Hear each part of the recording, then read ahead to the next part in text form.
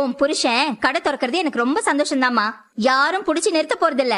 ஏன் நாளைக்கு கடை திறக்க போறத இன்னைக்கு சொல்றீங்கன்னு தான் கேக்குறேன். அக்கா, இந்த விஷயத்துல முடிவெடுக்கிற இடத்துல நான் இல்லவே இல்லக்கா. டேய், தேவையில்லாம நடிக்காதடா. எனக்கு எதுவும் தெரியாது, நம்பு. டேய் மாப்பிள்ளைங்களா, நீங்களாவது கேளுங்கப்பா.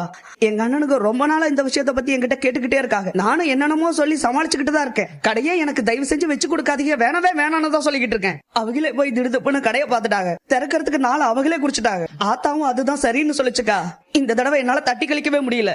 டேய், சும்மா நடிச்சிட்டு இருக்காதடா. என்ன நடிக்கிறாரு இவரு? சுகன்யா, இப்ப எதுக்கு கத்திக்கிட்டு இருக்க?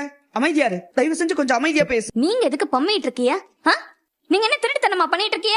இம்பட்டு நாள் உங்க அக்காக்காக இந்த வீட்டுல இருந்திய, மச்சான் கடையில அடிமை வேலை பாத்திய. ஏய் ஏமா, என்ன சொன்ன? என்ன சொன்ன நீ? அடிமை வேலை பாத்துட்டு இருந்தானா? சரி, ஏதோ ஒரு வேலை பார்த்தாரு, இப்ப தனியா ஒரு தொழில் தொடங்க போறாரு. ஏய், அதுல எனக்கு முழு சந்தோஷம் தாண்டி. சந்தோஷம்னு சொல்லிட்டு ஏன் குற்றவாளிய கூண்ல நிறுத்தி கேள்வி கேட்கற மாதிரி கேள்வி கேட்டுட்டு இருக்கிய?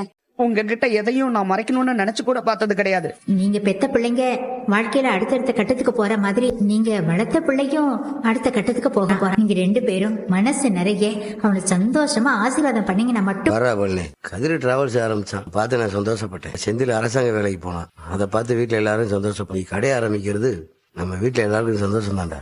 ஏங்க கோமதி, இதை பத்தி இனிமேல் யாரும் நம்ம வீட்டுல பேச